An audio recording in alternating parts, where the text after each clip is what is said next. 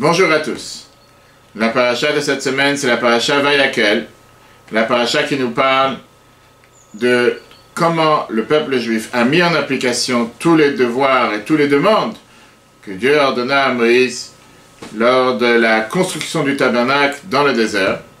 Mais ce Shabbat, nous allons aussi lire une deuxième paracha qui est la paracha Shkalim. Comme nous avons l'habitude, chaque année, les semaines précédant la fête de Purim, c'est un morceau de la paracha Kitissa dans laquelle on a l'ordre de prendre un demi-cycle, Machatzit à shekel, comme la Torah nous le décrit, pour pardonner sur la faute du vaudor.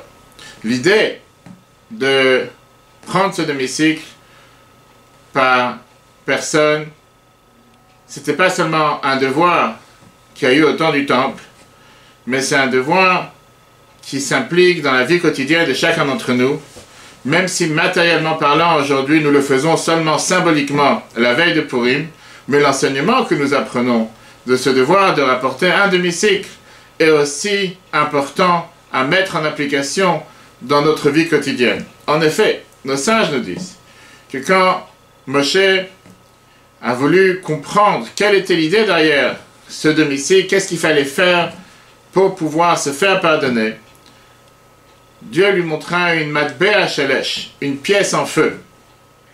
Une pièce en feu en lui disant, ça c'est exactement ce que le peuple juif devra donner. Beaucoup d'explications sont données avec beaucoup d'interrogations. Est-ce que Moshe ne savait pas qu'est-ce que c'était une pièce?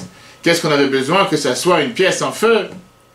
On va voir aujourd'hui ensemble le merveilleux enseignement que le Rabbi parla le Shabbat, Kitissa, en 1989, 5749, exactement il y a 30 ans, dans laquelle il nous explique comme quoi il y a ici deux contradictions. D'un côté, on a ce qu'on appelle la pièce en feu, une pièce mais en feu.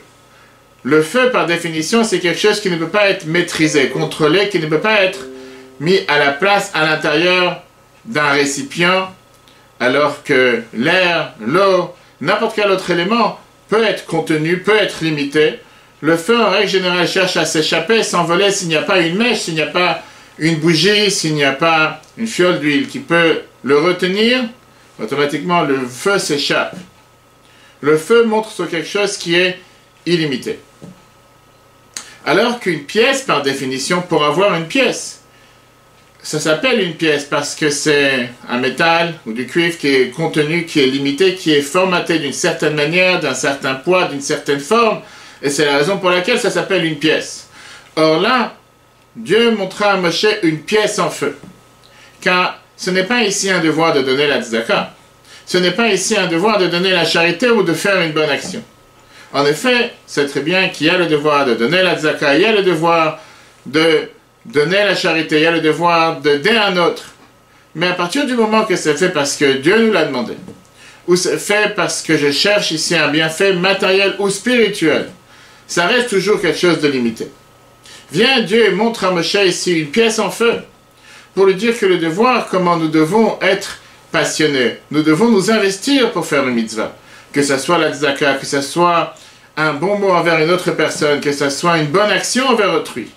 Ça doit être fait sans limite, ça doit être fait avec tous ses efforts, ça doit être fait avec toute sa passion. C'est la raison pour laquelle, d'un côté, c'est vrai que c'est une pièce, c'est quelque chose de limité. De l'autre côté, c'est une pièce en feu. Une pièce en feu pour nous montrer qu'il y a ici pas de limite, qu'on doit donner tout son être, toute son âme. S'investir complètement dans l'accomplissement du mitzvah.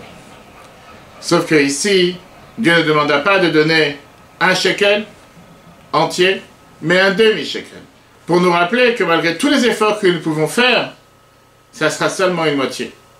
On a besoin de vouloir être comme le feu, vouloir toujours aller plus haut, toujours aller mieux, toujours aller plus fort, et se rappeler que nous avons besoin de l'autre moitié, la moitié divine, qui va nous aider à aller plus haut, qui va nous aider à avancer, qui va nous aider à nous donner les forces pour pouvoir faire encore plus et encore mieux. Voilà une leçon merveilleuse que nous apprenons de la paracha de cette semaine, la paracha Shkalim, dans laquelle Dieu montre au peuple juif, à travers Moïse, cette pièce en feu, pour lui rappeler que d'un côté nous devons faire la mitzvah, mais ne pas se limiter, ne pas se cantonner à faire cette mitzvah de manière minimaliste, simpliste, de manière minimum, mais bien au contraire, de vouloir toujours chercher à la faire de mieux en mieux, s'investir complètement dans cette mitzvah, à se dépasser sans limite. Et bien sûr, un autre enseignement que nous apprenons de cette pièce en feu, c'est que de la même manière que le feu s'étale, se répand en contact avec autre chose, automatiquement l'autre chose a aussi du feu, nous aussi nous avons le devoir d'imprégner cette valeur, cette idée de comment performer une mitzvah.